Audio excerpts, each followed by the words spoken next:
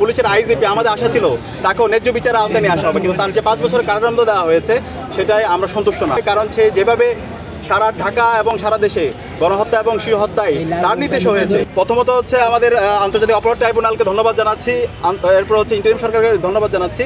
এই খুনি হাসিনাকে যে মৃত্যুদণ্ড রায়, তার যে অপরাধ, সে অপরাধ অনুযায়ী তার প্রথম রায়, তাকে মৃত্যুদণ্ডের রায় ঘোষণা দেওয়ার জন্য, একই সাথে সাবেক স্বরাষ্ট্র মন্ত্রী খুনি আসাদুজ্জামান কামাল তার মৃত্যুদণ্ড রায় ঘোষণা দেওয়ার জন্য, এবং আরেকজন যে পুলিশের আইজিপি আমাদের আশা ছিল তাকেও ন্যায্য বিচারের আওতায় নিয়ে আসা হবে, কিন্তু তার যে 5 বছরের কারাদণ্ড দেওয়া হয়েছে সেটাই আমরা সন্তুষ্ট না। আমরা আশা করব তার এই রায়টা যেন নতুনভাবে রিভিউ করা হয়, কারণ সে যেভাবে সারা ঢাকা এবং সারা দেশে গণহত্যা এবং শিশু হত্যায় তার নির্দেশ হয়েছে, সেই অনুযায়ী সে রাজসাক্ষী ছিল, কিন্তু আমরা আশা করেছিলাম তার যে বিচার সে জায়গায় আরও ন্যায্য বিচার নিশ্চিত করা হবে, কিন্তু সেটা নিয়ে আমরা সন্তুষ্ট না।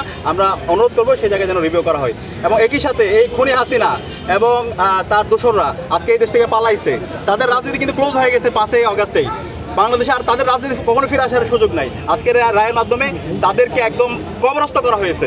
আওয়ামী লীগের রাজনীতি এবং সন্ত্রাসীদের রাজনীতি একদম মাটির নিচে তাদেরকে দাফন করে ফেলা হয়েছে। এখন মূল কাজ হবে এই খুনি হাসিনা এবং তার দোষরদেরকে দেশে নিয়ে আসা, দেশে নিয়ে এসে রায় কার্যকর করা, ফাঁসিতে ঝোলানো। এটা আমাদের সবার দাবি, এটা শহীদদের দাবি, শহীদ পরিবারের দাবি। তো আমরা খুব দ্রুত সময়ের মধ্যে সবাইকে অনুরোধ করবো, যারা দায়িত্বশীল পর্যায়ে আছে, ইন্টারিম এবং হচ্ছে আন্তর্জাতিক অপরাধ ট্রাইব্যুনালের যে প্রসিডিউরগুলো আছে সেগুলো শেষ করে খুব দ্রুতই খুনি হাসিনা এবং তার দোষরদেরকে নিয়ে এসে তাদেরকে যেন দ্রুত ফাঁসিতে ঝুলাইয়ে রায় কার্যকর করা হয়, সেই দাবি থাকবে।